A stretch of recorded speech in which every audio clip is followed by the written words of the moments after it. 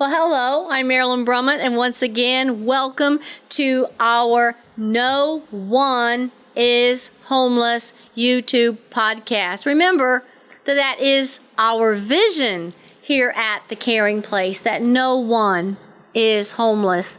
You know, you need to have a vision before you have an outcome. And that is something that we strive for every day at our centers at the Caring Place. For over 102 years now, that has been a vision, is helping those in the greatest of need. And we want to help and make sure that people have some place that they can say, this is my place to lay down, to sleep, to eat, to have shelter, to say that this is my home. And once again, I'm here with Lian. Hi, Lian. Always so happy to be here with all of you. Well, you know, I really feel like we do great podcasts together because you bring in that element of helping the community know how we can really help. And you have such insight because you talk every day to the homeless. I mean, you see them as they line up for the meals. And so you're such a part of this ministry of reaching out to those in the greatest of need. Yes, and it's important, you know, when you say let's talk to them and hear them out, it's important to know what's stopping them from finding the help, what's stopping them to coming in, whether our program or any other programs, right? So it's kind of like we're just not helping them. We're also listening, yes. Right? We want to know. So you're right. I mean, I'm always talking to them when we do special events, when I go by the alleyway, when I see them, when I say goodnight, when I say hello. I'm always interested, right? They always and they get to know you. We get to know them. And the heart of this podcast is really to hear their voice. Yeah. You know, so many times we say, well, we're here to help. But it's like going to the doctor sometimes. So the doctor asks you a couple of questions and right away he has a solution, but he's really never heard you as a person telling what is happening in your body. I don't know if anybody's had that frustration. I have. And it's frustrating to me. I said, but you're already giving me a solution before I've told you everything. And so I think the essence of this podcast is we want to really hear those that are on the street. We want to hear what they think and how they feel. Yes, we have solutions of things that can help them, but if you don't listen to people first, I have learned in life it's very hard to help people when you have not listened to them first. Well, today we're actually going to interview a young lady that you have heard on a previous podcast. Her name's Jennifer. And that other podcast, she was out on the street. And this interview, she is still out on the street, but she's making a decision on this one that she really does want help and want hope. And I want you to listen with a compassionate heart, not a judgmental heart. And let's cut away right now to Jennifer. Well, Jennifer, here we are again. I want to do like a recap kind of situation because I want people to know that addiction is a struggle and life in the streets is a struggle. So tell us a little bit about from the last time that we interviewed you to this time, what have you been going through and what were the steps that you took to get back here again? I went to a program for 3 months called Concept House. I have left and relapsed, and I got high on crack, and the crack had made me losing my mind and not focusing and not feeling not being me, my regular self or my normal self. And so far it has led me back out to the streets, and so far it has led me to destruction of my life. So mentally, physically, and emotionally, and spiritually, it had me lost. Now I'm going into a program called St. Luke's to get my life back together so I can get my daughter back. She just turned 3 August 19th. I'm happy, I'm determined, and I'm excited. I could hardly sleep last night. So I'm just ready to go in tomorrow when New Hope comes and picks me up in the morning at 9:30 to 10 o'clock. I'm so glad to hear that. What continues to be your struggle for being homeless? What are you continuing to battle with? I know the addiction is one. What is other things that Jennifer is facing as a lady, as a person that you could share with somebody that may listen to this blog, that may listen to this interview, how can you help somebody that's in your situation to not keep making the same mistakes over and over? Learning how to stay strong and in my own well-being, staying stronger for my life and staying stronger for God, doing it for God, and loving myself more is the main struggle. I don't know how to love myself as much as I need to. I don't know how to respect myself as much as I need to. How can I love someone else without loving myself first? It was been a big struggle because I never was taught when I was younger by my parents that loving yourself is important. My mom passed away 2 months ago over a overdose of drug addiction. I called my cousin and they said that somebody overdosed her. So basically I got to stay strong for her and I got to live it out for my mom and get my daughter back and get my own place and get a job so I can stop the struggle. I got to learn how to stop off drugs, learning how to get off the drugs and stay stopped. Basically, that's what the program is going to help me with. I waited 4 months for a program that's really going to help me. Not saying the other programs didn't help me, but they wasn't teaching me the things I need to be taught. Wow, isn't that wonderful? It looks like Jennifer has made a decision to come off the street. Now, she says she wants to go to St. Luke, and that's not our place, but that's something I emphasize all the time. The caring place, we care for thousands. In a year's time, we serve over 1,000 meals daily. But we also say we're not the answer for every person. We are a stopgap, and we are a presence out there in the homeless community, constantly advocating that they get help and that they have hope, and there is places that they can go. And of course, we invite them into our own centers, but we collaborate.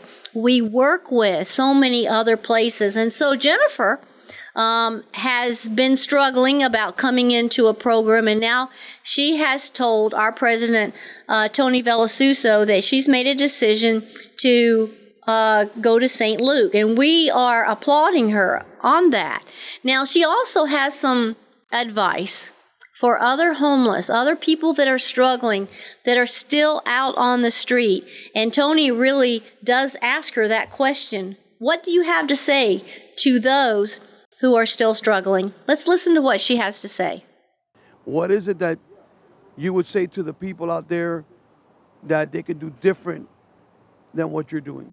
Guys, the drugs is not that important. They're putting fentanyl, they're putting stuff in the drugs that is going to start killing people. The government is not playing with us no more, with us being homeless. So guys, I advise you to get your life together before you go to jail, because after 3 times it turns into a felony. After 4 times you turn into a habitual. So guys, I would like to see everybody get it together out here. Stop doing them drugs that are making you lose your mind, screaming around, taking your clothes off, stripping in front of men, having sets on the corner where everybody can see it. Women especially, respect yourself. So say something to the caring place. What does a caring place mean to you? The caring place has helped me as far as feeding me, caring for me. Certain people that I know in the mission, they have, cared for me. They taken care of me. They have given me stuff, blankets, food, extra food when I'm hungry. The staff members, they are very genuine. They are very nice. They are very calm, cool, and collect. They pay attention to everybody. They pay attention especially to the women. Women always have to go first. The staff are very, very nice, and I appreciate the Miami Rescue Mission for everything they do. Thank you, Jennifer, for your time. Have a great day. Lian, I love it when the homeless are counseling other homeless. Yes. To listen, make a decision. You need to get off the street. And that's like, I'm hurting. I feel the hurt. I know that I should do it. I should have done it earlier. And I want to encourage somebody else to also make that decision. I'm finally making a decision. Please, all of you, make a decision, Yes. because you're being hurt, and, a decision has to be made at some point.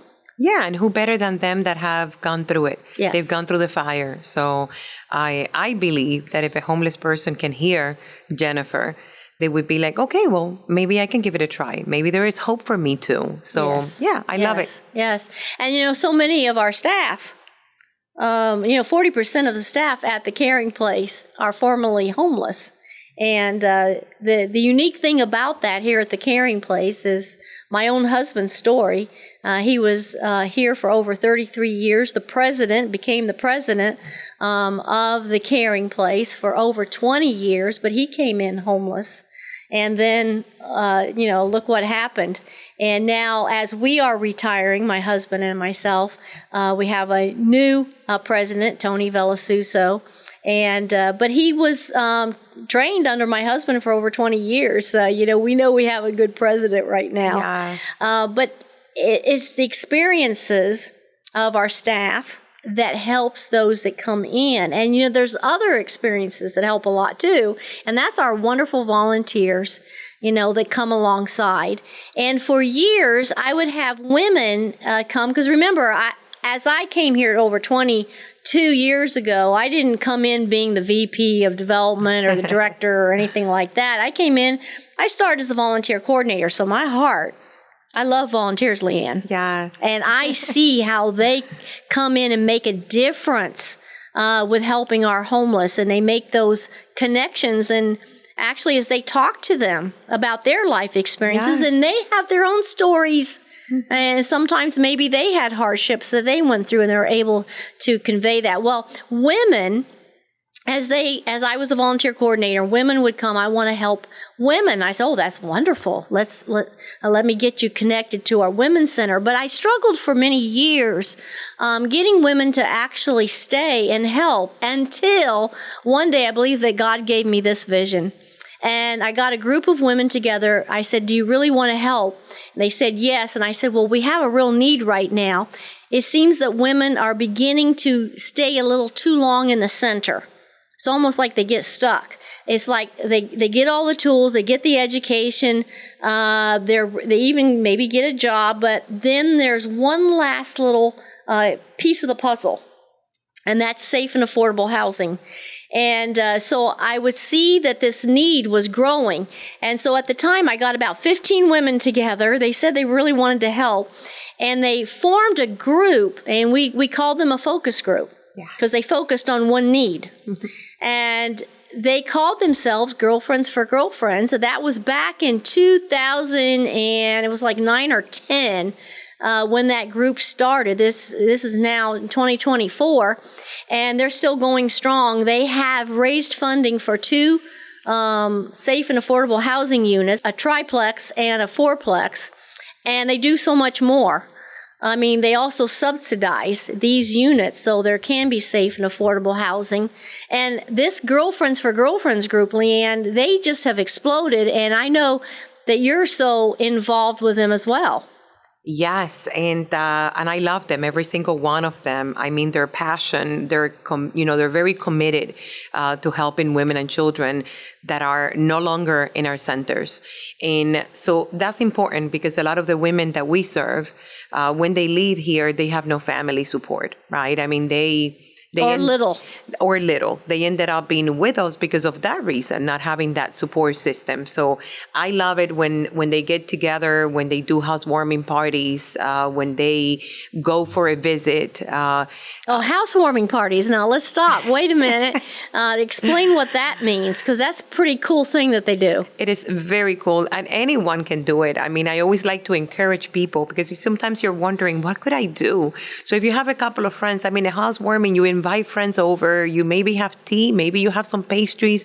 I don't know, maybe you guys come up with something. Or for your birthday party. Maybe for your birthday, maybe you play music, you invite people over and you tell them, instead of bringing a gift, or come and bring a gift for someone that needs it because they used to be homeless and now they're starting over, right? And they're starting in their new home. And so they need housewarming gifts. And we're talking about coffee maker, towels, a vacuum cleaner. We're talking about a broom and a dustpan, anything and everything. What we do ask is that it would be new, right? Yes. Because it is a gift. It's something that we want to give them for your new journey, your new adventure, right? So definitely I love that. Girlfriends for Girlfriends came up with the idea. Yes. And because they had really come, I could tell you the whole story about how they came up with the money, because that was just a God thing. But they did different fundraisers, and there was a foundation that came alongside and matched the dollar several times. And so that's how we were able to buy those housing units. But they want to greet the women as they leave the center. So whether they go into the Girlfriends for Girlfriends housing or they go into other housing, they want to make sure that those women, when they get into their new place, they are visited. Yes. And they are given housewarming presents. And they're also said, hey, listen, here's my number.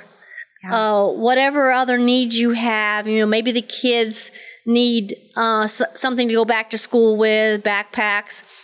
Maybe if you get caught where you need food, hygiene, diapers for the children, whatever some of those basic needs are. And these girlfriends, they follow up with these graduates to make sure they're doing okay. They make the deliveries. I mean, I know that every time that we have an event, the girlfriends send me a list of women that are still struggling a little bit, right? I mean, they already have their own place. They're already doing okay.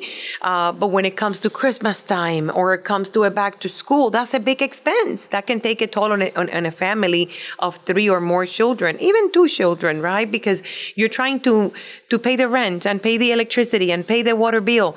And then you're thinking, oh, now I have to buy a gift for Christmas. So they always send me a list that we are helping them. We're still helping them. We become that extended family to them. Mm-hmm. And sometimes the girlfriends raise the money or the gifts, or sometimes the mission, we already have the items. And so they become the delivery person. Yeah. But see, when they deliver, they just don't drop it off and say, hey, ring the doorbell, gone. No. They visit. They get to know the kids. They end up praying with them. Oh, my gosh. There's such an encouragement. And as some of the girlfriends said, that some of these women are on speed dial with them. And just the testimony the other day, you got to tell them about Tea Time for God. But the testimony was that she got this call at 11:30 at night. And one of the graduates said, I need prayer. And she said, what's going on? I was just diagnosed with cancer. Now, can you imagine, because she had a link from a girlfriend for girlfriend, she was able to pick up that phone and she was able to call someone who could pray with her right then and cared about her. See, that's the after care. Yes. And that's because of this group of volunteer women in the community. Now, they also do a women's conference every year called Tea Time with God. Tell us a little bit about how girlfriends do that. Yeah, so we raise funds, right, by selling tickets, by recruiting sponsors, by doing a silent auction, and gathering the most amazing speakers. So the most recent one that we did a generational theme, meaning we had speaker in her 20s, and then we had a speaker in her 30s, and then in her 40s, and it was really amazing. The theme was a secret place with God. But the bottom line of things like that is that women are coming together, not only to support one another. I always say this is the most amazing place to get new friends, networking with one another, but also we're praying for one another, and at the same time, we're raising the funds and the awareness for helping women and children, because it's not only those that are served at our centers. Mm-hmm. We also have an amazing compassion committee where if a woman from the outside, this is someone that we've never met, right? We had one recently who lost everything due to a fire. You remember that one? Yes, I do. We didn't know who she was, but she lost everything. And she had, I think, 5 children, if I'm not mistaken. And now she had nothing. She had no furniture, no clothing, nothing. So girlfriends stepped up and provided everything she needed pretty much for the home. I mean, to this day, they're still delivering items to this family, because every time that they visit her, they say, oh, we can always take this other thing for her. Yes. So it is a wonderful thing. I mean, if anyone is interested, I would love to talk to you more about it. It's being part of a community of women who care for other women and their children. And what the girlfriends do too, you know, and it depends on your time that you have, but some people say, I want to volunteer, but I can't really come there every week. But see, this is a great group to be part of, because we can say, hey, here's a woman that has a need, who can visit? And maybe you find out that, hey, she's in my area. I could go visit her. And many times the caring place is providing the items that you're taking there.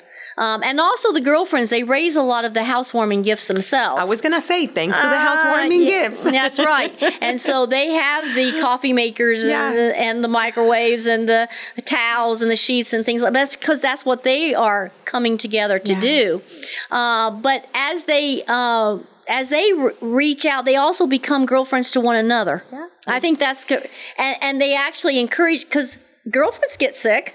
Yes, You know, and things happen. And I see them now reaching out to one another as well as the community. So when we say girlfriends for girlfriends, it has truly evolved to be so much more than what it started to be. Now, their monies that they raise right now is helping to subsidize the units that they have bought and that women are in. And I know of a woman that has 5 children in one of the 2-3 units of one of the girlfriends for girlfriends. Yes. And so she pays like $450 a month. Now that includes everything, your utilities, everything.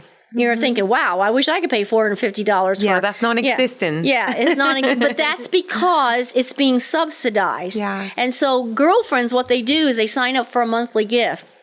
We have girlfriends that give $100 a month, $60 a month, $25 a month. You know, I have a few that are giving $10 a month because maybe that's all they can afford. Yeah. But whatever it is, that's a percentage that you're taking care of. So let's say you did do $10 a month. We would need 20 girlfriends doing that amount to take care of one unit's utilities. Yes. Okay, all the utilities, electric and water. Okay, and then we're also helping with maintenance.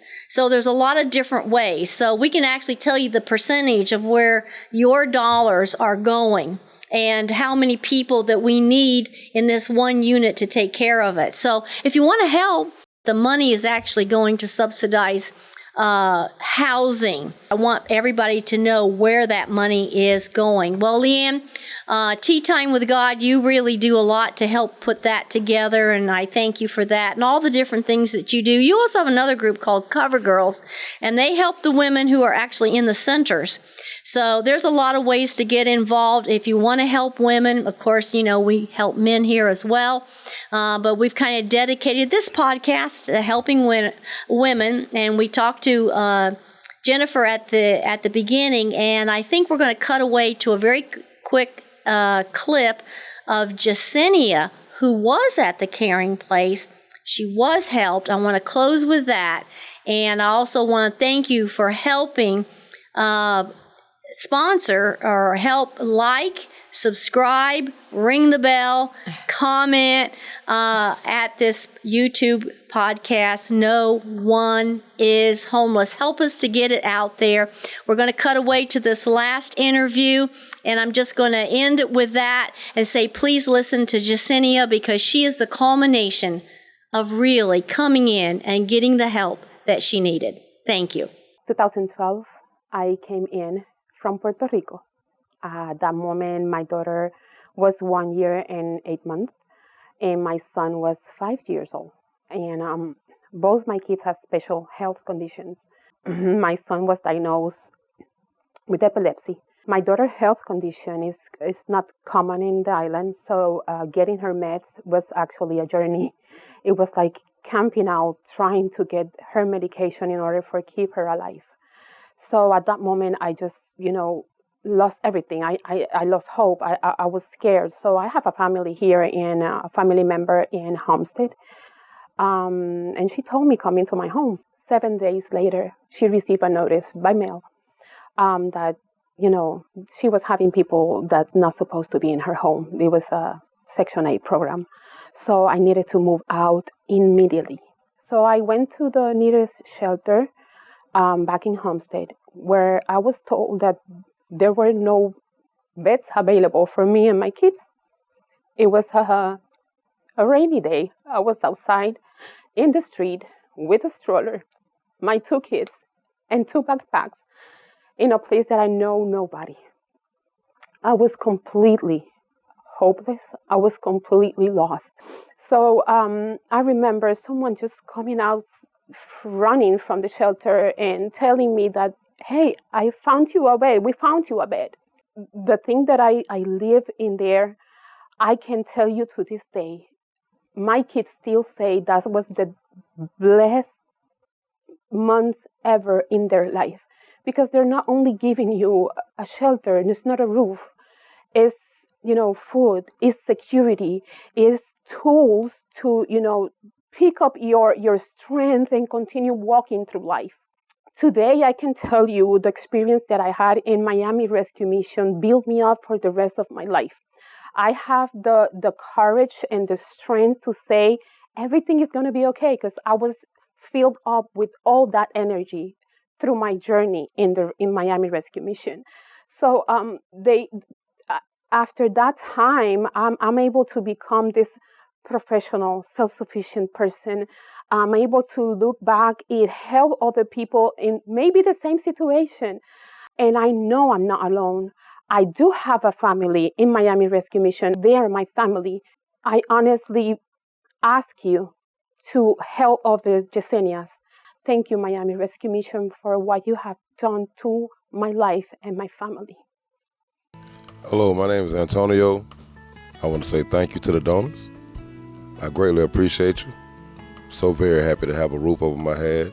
I'm not from here, so the Miami Rescue Mission has helped me tremendously. And if you could, continue to send more, because you'll help more people just like me. Thank you.